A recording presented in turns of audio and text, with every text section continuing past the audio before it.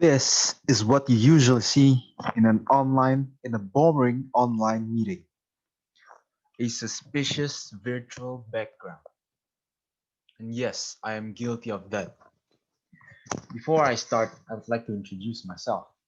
I am Felix from Podomoro University from the entrepreneurship program. And regarding the introduction, it is quite obvious what I would like to talk about. So I'll be talking about online studying or online learning. So what is online learning?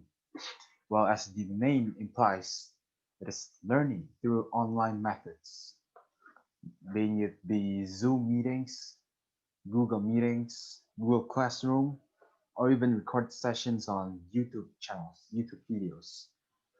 So, why is there online study in the first place? Well, online studies there exist in the first place because of the coronavirus. The The reason online study exists is to reduce contact between students and teachers, or students between students. Generally, it just helps reduces contact between people. Also, it exists because its function is to keep people active, keep the educational world active throughout the virus, amidst the virus, because since people cannot go to schools or their universities to carry out their studies, they do it online. So, after prolonged online study, some people actually they find online study actually useful. Some find it boring, some find it lame. So, otherwise, here are the pros and cons of online learning. So, we're going to start with the pros, the positive part of online learning. So, regarding the circumstances that we know right now, the virus, the outbreak, online study is actually beneficial.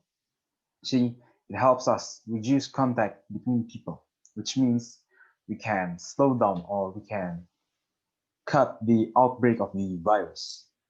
Also, since schools, educational facilities from kindergartens to universities are closed, online study helps us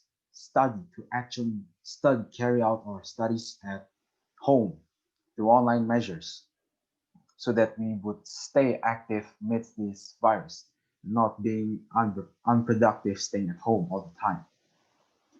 But regardless of those factors, the virus, online study actually has a positive side. Online study is good for people who are actually busy, who actually work.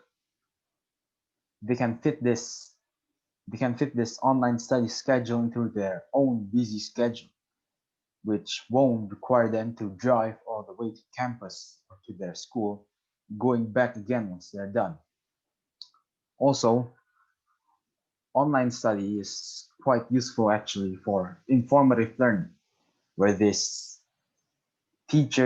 when some teachers are quite busy, they can just record sessions and send it to students because some lesson doesn't require practice. It just requires the students to memorize these things, and it doesn't requires the students to actually experience actively. Now, as for the cons or the negative part of online learning, is that online learning reduces the quality of learning, and that itself already outbalances the pros of online learning. Since the whole point of learning is to study or learn thing, but if the quality of learning itself is reduced, what is the point of learning at all? See, this is why interactive or offline learning is there in the first place. So online learning is just something we resort to. Also, the other cons of online learning is that it discourages students. Some students are more motivated to learn actively in their campus where they could meet their teachers, their friends, their classmates. But on online study, we just feel like everybody's a stranger. Well, unless you interact with them and get to know them. Also, online study is just overall, it's just less interactive compared to offline learning. People tend to be more ignorant when they're alone at home in front of their computer screens. They feel bored and they just feel like they want to do something else. Also, students are easily distracted when they're at home.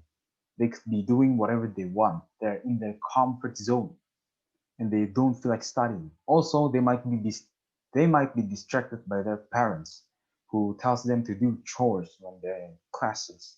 Some parents just don't care at all. So imagine paying a huge sum of money just to sit in front of your computer screen for the whole semester. It clearly discourages you. Really, just discourages you. You don't feel like learning no more. You don't feel like continuing the next semester. So, what the best advice I could give personally is that just endure it. It's not something that's going to last forever. It's going to be over. Once the virus is over, you're going to go back. Everyone's going to go back to interactive learning, offline learning, actually go to campus or schools and learn stuff and getting to know more people. Also, I would recommend you to be more interactive during these online classes. As if you know friends, if you get to know more people and make friends with them, the class just seems less boring, less annoying. It just makes it more bearable. Also, if any of you who are listening to me speaking right now are teachers, you should try to make the class more interesting. Just somehow make it more interesting so the students get to be more interactive, so that they get to know more people, do more ice-breaking activities, so that the students and teachers don't feel like strangers. So that's all from me. Thank you for sparing your time to listen to me. Also, forgive me for any offensive words or mispronouncements. And once again, thank you.